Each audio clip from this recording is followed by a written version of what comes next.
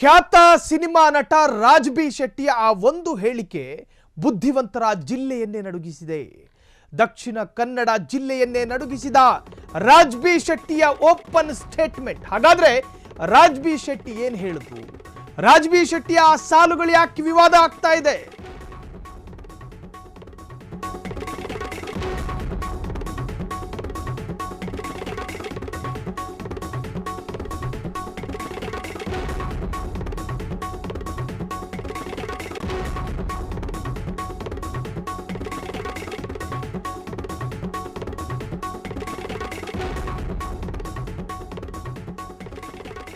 ತುಳು ಮತ್ತು ಕನ್ನಡ ಚಿತ್ರರಂಗದ ಖ್ಯಾತ ನಟ ರಾಜ್ ಬಿ ಶೆಟ್ಟಿ ಹಿಂಗಂತಾರೆ ಅಂತ ಹೇಳಿ ಯಾರೂ ನಿರೀಕ್ಷೆ ಮಾಡಿಕೊಂಡಿರಲಿಲ್ಲ. ಈ ತರಹದ ಮಾತು ಯಾಕೆ ಆಡಬೇಕಿತ್ತು ಅಂತ ಕೆಲವರು ಆಕ್ರೋಶ ವ್ಯಕ್ತಪಡಿಸಿದ್ದಾರೆ. ರಾಜ್ ಬಿ ಶೆಟ್ಟಿ ಈ ತರಹದ್ದೊಂದು ಹೇಳಿಕೆ ಕೊಡ್ತಾರೆ ಅಂತ ದಕ್ಷಿಣ ಕನ್ನಡದ ಯಾರೊಬ್ಬರೂ ನಿರೀಕ್ಷೆ ಮಾಡಿರಲಿಲ್ಲ. ಆ ಹೇಳಿಕೆಯನ್ನ ಕೊಟ್ಟೇ ಬಿಟ್ರು.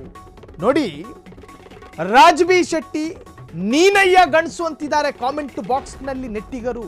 ನೀನಯ್ಯ ಗಣಸು, ಯಾರೊಬ್ರು ಕೂಡ ಆ ಮಾತು ಹೇಳಿರಲಿಲ್ಲ. ಅವ್ರು ಏನ್ ಮಾತನಾಡಿದ್ದಾರೆ ಎನ್ನುವಂತಹದನ್ನ ಹೇಳ್ತೀವಿ, ಆದ್ರೆ ನೀನಯ್ಯ ಗಣಸು ಅಂತಿದ್ದಾರೆ ನೆಟ್ಟಿಗರು. ಒಬ್ಬ ಚಾಯ್ವಾಲನಿಗಾಗಿ ನೂರಾರು ಚಾಯ್ವಾಲ ಬೀದಿಗೆ ಬಿದ್ದಿದ್ದಾರೆ. ಬುದ್ಧಿವಂತರ ಜಿಲ್ಲೆಗೆ ಡಾಲಿ ಬೇಕಿತ್ತ?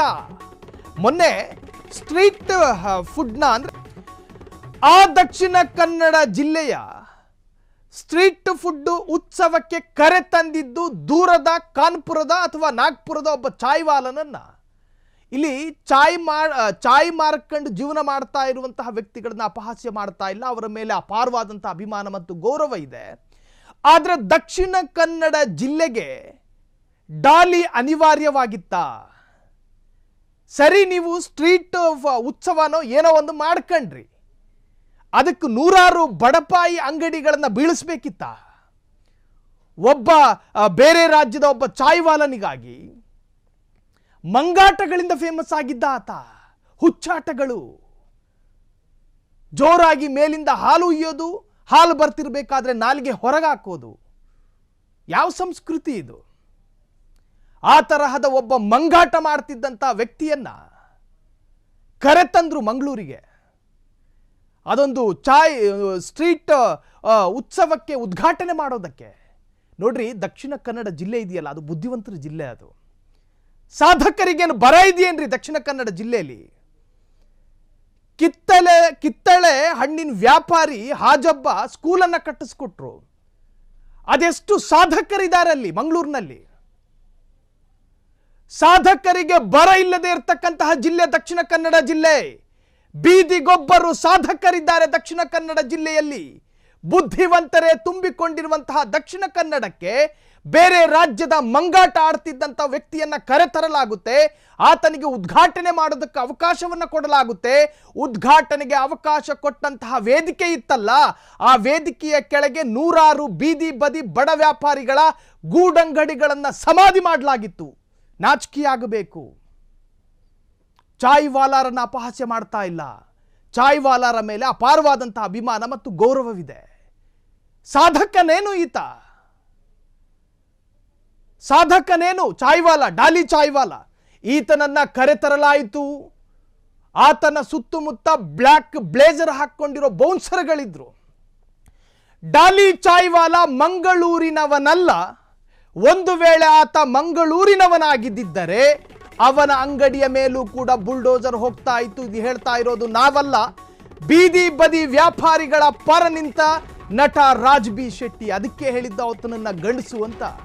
ಮಂಗಳೂರಲ್ಲಿ ಈಗಾಗಲೇ ಹಲವು ಬೀದಿ ಅಂಗಡಿಗಳು ಧ್ವಂಸ ಆಗಿದೆ. ಸ್ಟ್ರೀಟ್ ಫುಡ್ ಫಿಯೆಸ್ಟಾ ಉತ್ಸವಕ್ಕಾಗಿ ಹಲವು ಅಂಗಡಿಗಳನ್ನ ಸಮಾಧಿ ಮಾಡಲಾಗಿದೆ. ಜನಪ್ರತಿನಿಧಿಗಳ ಮುಂದಾಳತ್ವದಲ್ಲೇ ಗೂಡಂಗಡಿಗಳು ಪುಡಿ ಪುಡಿ ಆಗಿದ್ವು. ಜನಪರ ಅನ್ನೋರು ನಿಂತಿದ್ದು ಡಾಲಿ ಚಾಯ್ವಾಲನ ಪರ. ಏನಾಗಿದೆ ಬುದ್ಧಿವಂತರ ಜಿಲ್ಲೆಗೆ? ಮೇಲಿಂದ ಹಾಲನ್ನ ಉಯ್ತಾನೆ, ಹಾಲು ಬರ್ತಿರ್ಬೇಕಾದ್ರೆ ನಾಲಿಗೆ ಹೊರಗಾಗ್ತಾನೆ. ಈತನನ್ನ ಸಾಧಕನನ್ನಾಗಿ ಮಾಡಿ ಮಂಗಳೂರಿಗೆ ಕರೆತರಲಾಯಿತು. ಫುಡ್ ಫೆಸ್ಟಿವಲ್ ಉದ್ಘಾಟನೆಗೆ ಅವಕಾಶವನ್ನ ಕೊಡಲಾಯಿತು. ಅದು ತಪ್ಪಲ್ಲ. ಈತನನ್ನ ಕರೆತಂದಿದ್ದು ತಪ್ಪಲ್ಲ. ಈತನೂ ತಪ್ಪಲ್ಲ, ಈತ ಮಾಡಿದ್ದು ಅಪರಾಧ ಅಲ್ಲ. ಎಲ್ಲವನ್ನು ಕೂಡ ಸ್ವಾಗತ ಮಾಡೋಣ. ಪಾಪ ಎಲ್ಲೋ ಒಂದು ಊರಲ್ಲಿ ಗೂಡಂಗಡಿಯಲ್ಲಿ ನಿಂತ್ಕೊಂಡು ಬೇರೆ ಬೇರೆ ಹೀರೋಗಳನ್ನು ಇಮಿಟೇಟ್ ಮಾಡ್ಕೊಂಡು ಅವ್ರನ್ನ ಅನುಕರಣೆ ಮಾಡ್ಕೊಂಡು ಯಾವುದೋ ಒಂದು ಡಿಫ್ರೆಂಟ್ ಸ್ಟೈಲಲ್ಲಿ ಈಗೇನು ಸೋಷಿಯಲ್ ಮೀಡಿಯಾದ ಕಾಲ ಟ್ರೆಂಡ್ ಆದ. ಸರಿ, ಆತನನ್ನು ಕರೆಸಿದ್ರೆ ಅದು ತಪ್ಪಲ್ಲ, ಆತನನ್ನು ಉದ್ಘಾಟನೆಗೆ ಅವಕಾಶ ಕೊಟ್ಟಿದ್ದು ತಪ್ಪಲ್ಲ. ಜನಪ್ರತಿನಿಧಿಗಳು ಹೆಂಗೆ ನಿಂತವ್ರು ನೋಡಿ ವೇದಿಕೆಯಲ್ಲಿ. ಆದರೆ ಇವ್ರು ನಿಂತ್ಕೊಂಡಿರೋ ಸ್ಟೇಜ್ ಇತ್ತಲ್ಲ, ಅದ್ರ ಕೆಳಗೆ ದಿನಕ್ಕೆ 100 ರೂಪಾಯಿನೋ 200 ರೂಪಾಯಿನೋ ವ್ಯಾಪಾರ ಮಾಡ್ಕೊಂಡು ಬದುಕು ಕಟ್ಕೊಳ್ತಾ ಇದ್ದಂಥ ಬಡಪಾಯಿಗಳ ಅಂಗಡಿಗಳಿತ್ತು. JCB ಬಂದು ಧ್ವಂಸ ಮಾಡಿದ್ದು ಬೀದಿ ಬದಿ ಅಂಗಡಿ ವ್ಯಾಪಾರಸ್ಥರನ್ನ ಈ ಒಬ್ಬ ಛಾಯ್ವಾಲನಿಗಾಗಿ. ಆತನ ಶರೀರಕ್ಕೂ ದೊಡ್ಡದಾದ ಗ್ಲಾಸ್ ಹಾಕತ್ತಾನಾತ. ಆತನ ಹಿಂದ್ಗಡೆ ಕಪ್ಪು ಬ್ಲೇಸರ್ ಹಾಕೊಂಡಿರೋ ಬೌನ್ಸರ್ಗಳು ಇರ್ತಾರೆ. ಆತ ಬರಬೇಕಾದ್ರೆ ಇಡೀ ಮಂಗಳೂರಿನ ಜನ ನಿಂತ್ಕೊಂಡಿದ್ರು ಅಲ್ಲಿ. ಆದರೆ ಒಂದೇ ಒಂದು ಸತಿ ಯೋಚನೆ ಮಾಡಲಿಲ್ಲ. ಅವರು ನಿಂತುಕೊಂಡಿರುವಂತಹ ಜಾಗದ ಕೆಳಗೆ ಅದೆಷ್ಟೋ ಬಡ ಬೀದಿ ವ್ಯಾಪಾರಿಗಳ ಅಂಗಡಿಗಳಿತ್ತು ಅಂತ. ದಿನಗೂಲಿಗಾಗಿ ಟೀ ಮಾರ್ಕೊಂಡು ಸಿಕ್ಕಿರೋ 100-200 ರೂಪಾಯಿ ಜೀವನಕ್ಕಂತ ಇಟ್ಕೊಳ್ತಿದ್ದಂಥ ಅದೆಷ್ಟೋ ಬಡಪಾಯಿ ಅಂಗಡಿಗಳಿತ್ತಲ್ಲ, ಆ ಅಂಗಡಿಗಳ ಮೇಲೆ ಬುಲ್ಡೋಸರ್ ಹಾಕಿಸಿನೇ ಈ ಚಾಯ್ವಾಲನನ್ನು ಕರೆಸಬೇಕಾದಂಥ ಅನಿವಾರ್ಯತೆ ಬುದ್ಧಿವಂತರಿಗೆ ಯಾಕೆ ಬಂತು ಅಂತ ಹೇಳಿ ಸೋಷಿಯಲ್ ಮೀಡಿಯಾದಲ್ಲಿ ಆಕ್ರೋಶಗಳು ವ್ಯಕ್ತವಾಗ್ತಾ ಇದೆ. ಇದರ ಬಗ್ಗೆ ಮಾತನಾಡೋದಕ್ಕೆ ಯಾರೊಬ್ಬರು ಮುಂದಾಗಿರಲಿಲ್ಲ. ಆದರೆ ರಾಜ್ ಬಿ ಶೆಟ್ಟಿ ಹೇಳಿದ ಆ ಮಾರ್ಮಿಕವಾದ ಹೇಳಿಕೆ ಇತ್ತಲ್ಲ, ಆತನ ವ್ಯಕ್ತಿತ್ವದ ತೂಕವನ್ನು ಹೇಳ್ತಾ ಇದೆ, ಆತನ ವ್ಯಕ್ತಿತ್ವದ ಕಥೆ ಹೇಳ್ತಾ ಇದೆ. ಡಾಲಿ ಚಾಯ್ವಾಲ ಮಂಗಳೂರಿನವನಲ್ಲ. ಒಂದು ವೇಳೆ ಆತ ಮಂಗಳೂರಿನವನಾಗಿದ್ದರೆ ಆತನ ಅಂಗಡಿಯ ಮೇಲೂ ಬುಲ್ಡೋಸರನ್ನು ಹರಿಸಲಾಗ್ತಾ ಇತ್ತು ಎನ್ನುವಂಥ ಹೇಳಿಕೆ ಇತ್ತಲ್ಲ, ಆತನ ಸೂಕ್ಷ್ಮತೆಗಳನ್ನು ಹೇಳ್ತಾ ಇದೆ. ಆತನಲ್ಲಿರ್ತಕ್ಕಂತಹ ಸಾಮಾಜಿಕ ಕಳಕಳಿಯನ್ನು ವ್ಯಕ್ತಪಡಿಸ್ತಾ ಇದೆ. ವೇದಿಕೆ ಮೇಲೆ ನಿಂತುಕೊಂಡು ಹಾಲಿ ಶಾಸಕರು ಆ ಚಾಯ್ವಾಲನ ಹೆಗಲ ಮೇಲೆ ಕೈ ಹಾಕ್ಕೊಂಡು ಮಾತನಾಡ್ತಾರೆ. ಅದೇನು ಚಂದ ನೋಡೋದಕ್ಕೆ, ಅದೇನು ಚಂದ. ಆದರೆ ಯಾವಾಗಲೂ ಟೀ ಮಾರ್ಕೊಂಡು ವ್ಯಾಪಾರ ಮಾಡ್ತಾ ಇದ್ದಂತಹ ವ್ಯಾಪಾರಸ್ಥರ ಮೇಲೆ ಯಾರೂ ಕಾಳಜಿ ತೋರಿಸಿಲ್ಲ. ಬುದ್ಧಿವಂತರ ಜಿಲ್ಲೆಗೆ ಡಾಲಿ ಬೇಕಿತ್ತ? ಬುದ್ಧಿವಂತರೇ ಡಾಲಿಗಾಗಿ ಬಡವರನ್ನ ಖಾಲಿ ಮಾಡಬೇಕಿತ್ತ? ಚಾಯ್ವಾಲ ಬಂದ, ಊರವರು ನಿಂತು ನೋಡಿದ್ರು ಚಂದ. ಚಾಯ್ವಾಲ ಬಂದ, ಊರವರು ನಿಂತ್ಕೊಂಡು ನೋಡಿದ್ರು ಚಂದ. ಮಂಗಳೂರು ಸ್ಟ್ರೀಟ್ ಫುಡ್ ಫಿಯೆಸ್ಟಾ ಬಡವರಿಗೆ ಆಗಿದ್ದು ಕಷ್ಟ. ಬಡವರ ಅಂಗಡಿಯನ್ನ ಸಮಾಧಿ ಮಾಡಿ ನೀವು ಸಾಧಿಸಿದ್ದೇನು? ಡಾಲಿ ಚಾಯ್ವಾಲ ಸ್ಟೇಜಿಗೆ, ಬುಲ್ಡೋಸರ್ ಬಡವರ ಅಂಗಡಿಗೆ. ಡಾಲಿ ಚಾಯ್ವಾಲ ಮಂಗಳೂರಿನವನಲ್ಲ. ಇಲ್ಲಿಯವನಾಗಿದ್ರೆ ಅವನ ಅಂಗಡಿಯ ಮೇಲೆ ಬುಲ್ಡೋಸರ್ ಹೋಗ್ತಿತ್ತು. ಬೀದಿ ಬದಿ ವ್ಯಾಪಾರಿಗಳ ಪರ ನಿಂತ ನಟ ರಾಜ್ ಬಿ ಶೆಟ್ಟಿ. ಮಂಗಳೂರಲ್ಲಿ ಈಗಾಗಲೇ ಹಲವು ಬೀದಿ ಅಂಗಡಿಗಳು ಧ್ವಂಸ ಆಗಿದೆ. ಸ್ಟ್ರೀಟ್ ಫುಡ್ ಫಿಯೆಸ್ಟಾ ಉತ್ಸವಕ್ಕಾಗಿ ಹಲವು ಅಂಗಡಿಗಳನ್ನು ಧ್ವಂಸ ಮಾಡಲಾಗಿದೆ. ಜನಪ್ರತಿನಿಧಿಗಳ ಮುಂದಾಳತ್ವದಲ್ಲೇ ಗೂಡಂಗಡಿಗಳು ಪುಡಿ ಆಗಿದೆ. ಜನಪರ ಅನ್ನೋರು ನಿಂತಿದ್ದು ಡಾಲಿ ಚಾಯ್ವಾಲರ ಪರ. ಇನ್ನು ನಮಗೊಂದು ಹೆಮ್ಮೆ ಇದೆ. ದಕ್ಷಿಣ ಕನ್ನಡ ಜಿಲ್ಲೆಯ ಗೌರವಾನ್ವಿತ ಸ್ಪೀಕರ್ ಆಗಿರುವಂತಹ, ವಿಧಾನಸಭೆಯ ಸಭಾಪತಿ ಆಗಿರುವಂತಹ UT ಖಾದರ್ ಅವರ ಬಳಿಯಲ್ಲಿ ಫ್ರೀಡಂ ಟಿವಿ ಕೈ ಮುಗಿದು ಕಳಕಳಿಯಾಗಿ ವಿನಂತಿ ಮಾಡ್ಕೋತಾ ಇದೆ.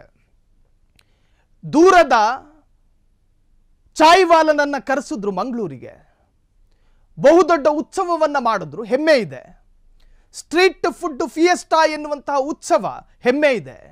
ಆದರೆ ಆ ಸ್ಟೇಜ್ ಕಟ್ಟಿದ್ದು ಅಥವಾ ಆ ಪರಿಸರವನ್ನು ನಿರ್ಮಿಸಿದ್ದು ನೂರಾರು ಬೀದಿ ಬದಿ ಅಂಗಡಿಗಳನ್ನು ಧ್ವಂಸ ಮಾಡಿ ಅನ್ನೋದಾದರೆ ಆ ಹೆಮ್ಮೆನ ನಾವು ಸುಟ್ಟು ಹಾಕೋತೀವಿ. ಆ ಹೆಮ್ಮೆ ನಮಗೆ ಬೇಕಾಗಿಲ್ಲ. ರಾಜ್ ಬಿ ಶೆಟ್ಟಿ ಬೀದಿ ಬದಿ ಅಂಗಡಿಗಳ ಪರ ನಿಂತ್ಕೊಂಡ್ರು. ಹಾಗಾಗಿ ರಾಜ್ ಬಿ ಶೆಟ್ಟಿ ಅವರಿಗೂ ಕೂಡ ನಾವು ಹೊಂದಿಸುತ್ತಾ, ಜೊತೆಗೆ ಸ್ಪೀಕರ್ ಅವರ ಜೊತೆ ಕಳಕಳಿಯ ವಿನಂತಿ, ಆ ಬೀದಿ ಬದಿ ವ್ಯಾಪಾರಸ್ಥರಿಗೂ ಕೂಡ ನ್ಯಾಯ ಸಿಗಬೇಕು. ಚಾಯ್ವಾಲನಿಗಾಗಿ ಧ್ವಂಸ ಆಗಲ್ಪಟ್ಟಂತಹ ಅಷ್ಟು ಅಂಗಡಿಗಳು ತಲೆ ಎತ್ತಬೇಕು. ಇದಕ್ಕೆ ಸ್ಪೀಕರ್ ಅವರ ಸಹಕಾರ ಇರಬೇಕು ಅಂತ ಹೇಳಿ ಫ್ರೀಡಂ ಟಿವಿ ಕಳಕಳಿಯಿಂದ ಕೇಳಿಕೊಳ್ಳುತ್ತೆ.